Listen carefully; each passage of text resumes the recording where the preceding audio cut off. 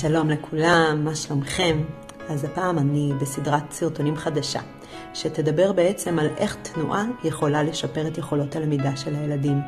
וזה הרי לא סוד, וכולם יודעים שיש קשר ישיר בין תנועה או פעילות גופנית לבין למידה, ריכוז. זה ידוע.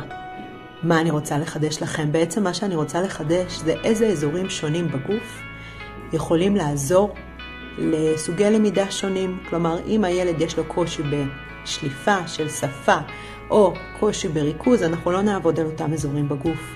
אני רוצה בעצם לחלק את הגוף ל5 אזורים, ועל כל אזור בגוף אני אתן לכם תרגילים קצרים שאפשר לעשות 2-3 דקות ביום, 3-4 פעמים בשבוע עם הילדים, ואתם תראו ממש שיפור מאוד מאוד משמעותי. אז בואו נתחיל רגע בחלוקה של אזורי הגוף. בעצם כל אזור מקיים קשרים אחרים עם המוח, ולכן גם ההשפעה שלו על הלמידה תהיה שונה. נתחיל בכפות הרגליים למשל. כפות הרגליים אחראיות מצד אחד על ריכוז וזיכרון עבודה, אבל גם על שפה ושליפה, ונדבר למה.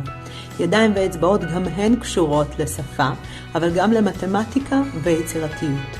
שרירי ליבה, יש לנו את הכתפיים והגב, הם אחראים על הלמידה המרחבית ועל היכולת שלנו לקבל החלטות. תנועות עיניים אחראיות על קריאה ועל עיבוד חזותי, ונשימה וקול על התחום החברתי.